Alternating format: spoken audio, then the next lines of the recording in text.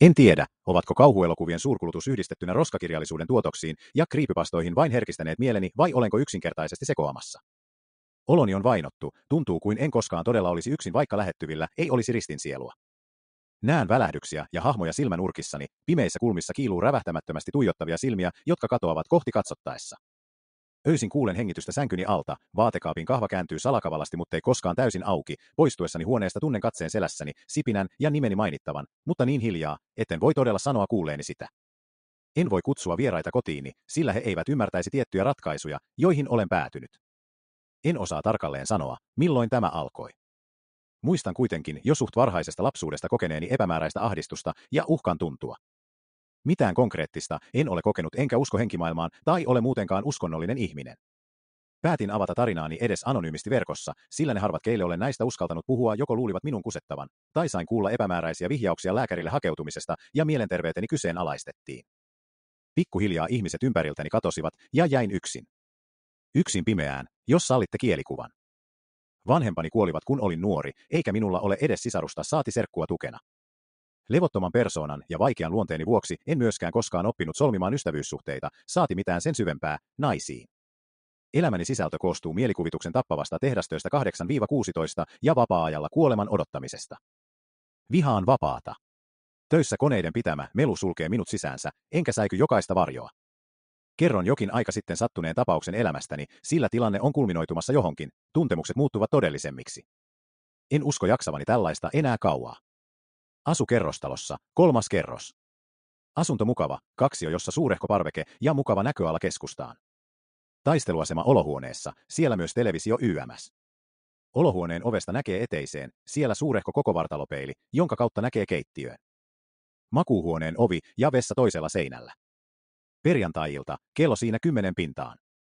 Taas yksi tyhjä työviikko takana, sisällötön viikonloppu edessä. Tee mitä nyt yleensä teet. Kuuntele perinnöksi saamasi seinäkellon tikitystä sekuntien juostessa muuttuen minuuteiksi, minuuttien venyessä tunneiksi. Istu koneella, lurkkaile, katsele videoita saamatta niistä juurikaan iloa. Koko viikon ollut ikävä olo. Jotenkin irrallinen, sellainen, kuin toiset kertovat kokevansa ennen migreenikohtauksen alkamista, näkö heittää, valot liian kirkkaita. Tunnelma aavistuksen latautunut, kuin odottava. Sellainen, joka edeltää toisinaan ukonilmaa. Hörpi kokista, syö vähän sipsiä siinä surffaillessa. Lue pitkästä aikaa hauskaa lankaa, vie ajatuksia hieman pois omasta surkeudesta. Sipsit loppuu, kädet rasvassa ja kokis kusettaa, joten suuntana latriini. Mene vessaan, toimita asiasi ja siirry pesemään kätesi. Huljuttele rauhassa, kun jokin kiinnittää huomiosi. Pesualtaan päällä peili. Siinä jotakin pielessä. Nosta katseesi ja tarkastele vessaa peilin kautta. Ei mitään. Käännä päätäsi vasemmalle katsoaksesi ihan kunnolla. Peilissä taas jokin vialla. Katso peiliä. Peilikuvasi katsoo sinua. Kuten jokainen toisinaan, ala vääntelemään naamaasi peilin edessä. Kolmannen ilmeen kohdalla tajua. Vain sekunnin murtoosa. Peilikuvasi.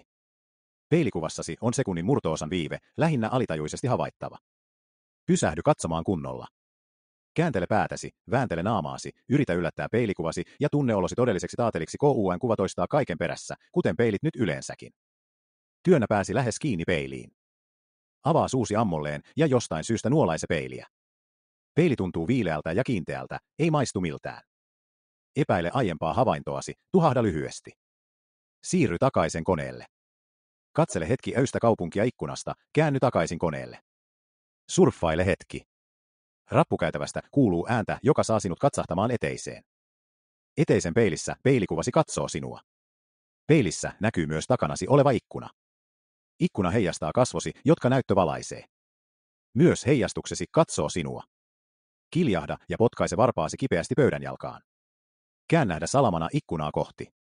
Heijastuksesi tuijottaa sinua, sinä tuijotat takaisin. Heatings 9000 FSP, sydän hakkaa kuin pulmentula tamburiinia.